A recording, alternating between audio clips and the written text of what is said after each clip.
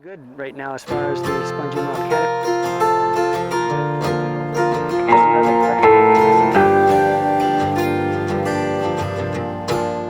Hi, I'm Ronald Kujawski here at the Berkshire Botanical Garden, and I'm on my routine visit here as part of my task at the UMass Extension Service to scout for the landscape for pest and disease problems. It's a little bit early for those kinds of issues at this time of year, but it doesn't mean that home gardeners don't have a lot of opportunity for other tasks. For example, this is the ideal time to be pruning trees and shrubs before the leaves come out, because you can actually look at the structure, you can see if there's any damage, you can decide how far to cut back, things of that sort. Also, just enjoy the fact that there's a lot of things that are starting to bloom right now. All of the minor bulbs, things like the crocus and the dwarf irises are all popping up now. So there's a lot to see once you get outside. As far as pest problems are concerned though, the only one that I'm really concerned about at this point is the deer tick. And they're active because we've had this strange winter of high temperatures, low temperatures, but those high temperatures, we've had two 60-degree days that were set record highs earlier this month. That certainly is promoting the activity of the deer ticks. And where are the deer ticks?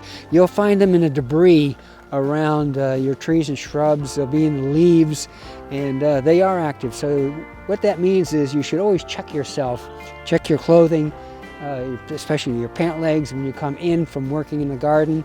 Another issue at this time of year, and especially this year, is that there's almost no frost in the ground. Normally we would still have some frost, but soil temperatures, as I checked this morning, and where turf grass is in full sunlight, soil temperature was 41 degrees, which is quite warm for this time of year. And in the shady areas, the temperature was 37 degrees. What that means is that you're going to see things popping up a lot earlier than they normally would. But there's another factor here, and that is that there's a lot of moisture in the ground at this point.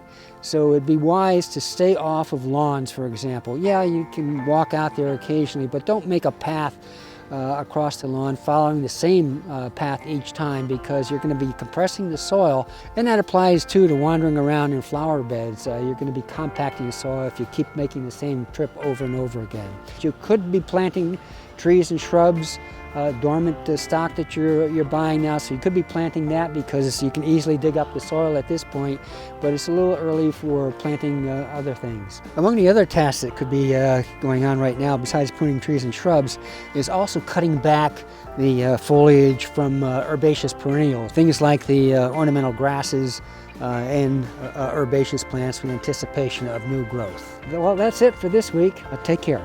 Just want to check something here.